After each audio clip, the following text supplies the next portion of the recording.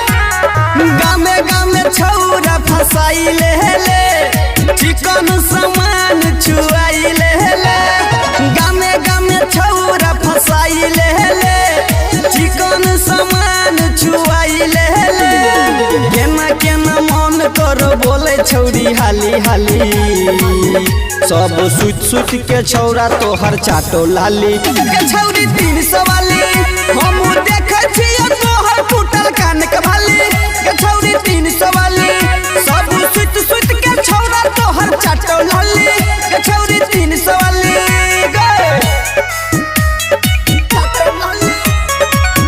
Music by Dilip Savaria.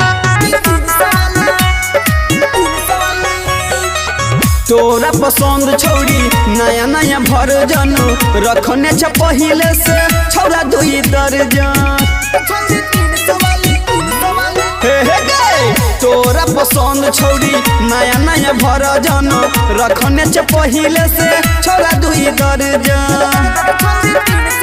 रहला न सूद लागो पहिले से फाटल जाली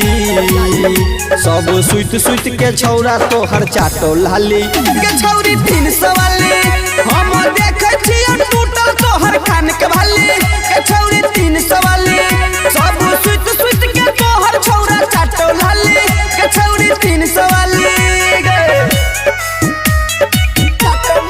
Savaria Recording Studio Hajipur.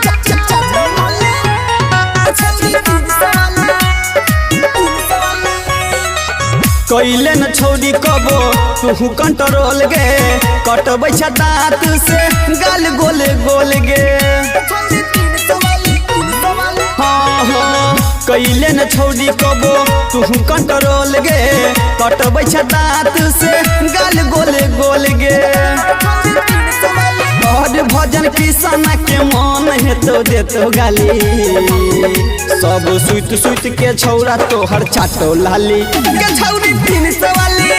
हम देखे छियो टूटल तोहर कान के भाली के छौरी 300 वाली सब सुत सुत के तोहर छौरा चाटो लाली के छौरी 300 वाली आदत सुधार ले गे।